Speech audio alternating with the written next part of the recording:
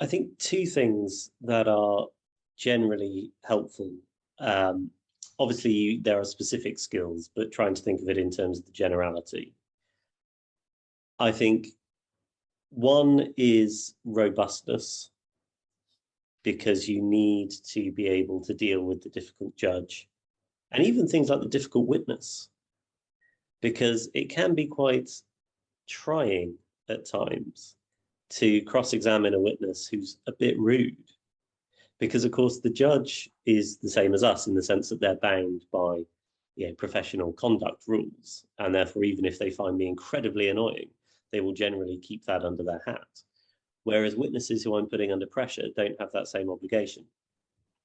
And you can sometimes find that they become quite rude, quite aggressive, and you have to remain robust enough to keep pressing points in the face of sometimes a degree of criticism, and to be able to sort of take control of the situation as the lawyer rather than as the witness.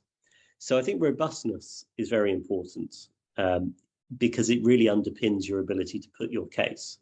If you crumble too early in the face of an angry judge or just a rude witness and you just think, you know what, I think I'll just stop there, then it doesn't really matter how good you are at everything else, because you won't have got there in the course of your cross-examination or the course of your closing speech.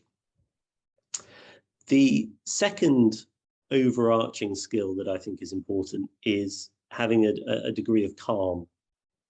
And that doesn't mean that you don't panic, but it does mean that you try and mask your panic as best as you possibly can, so that when you are in court, you conduct yourself as best as you possibly can, with all of the fuss of a Rolls Royce coasting slowly down a hill.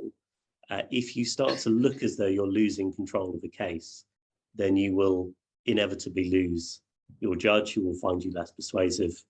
You might lose your client, who will just think, who is this person and what are they playing at?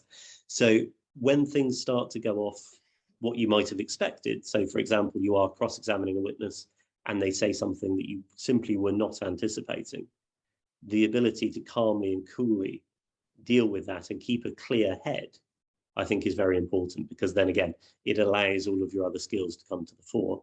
Whereas if you panic, then sometimes your polished skills simply don't get the chance to shine because you're too busy panicking and maybe saying something silly or doing something that you shouldn't.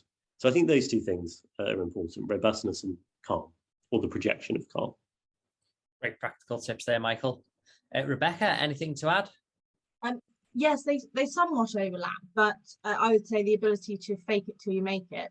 We're in a profession where imposter syndrome is rife.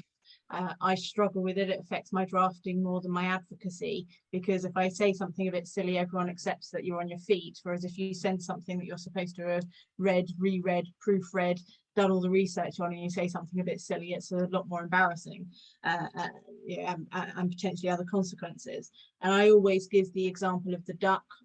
It's often the swan, but I think as new lawyers, we should settle for being a duck, and being completely calm on the surface, even if our legs are panically moving underneath the water. And the other is the ability to take time and to pause. It's often very intimidating to ask for a moment, but where you have judicial intervention, it's often better to say, can I just take a moment to consider that question, than it is to start rambling and hope you're going to get to the point eventually. Judges much rather you take 10 seconds to think about it than come out with some nonsense.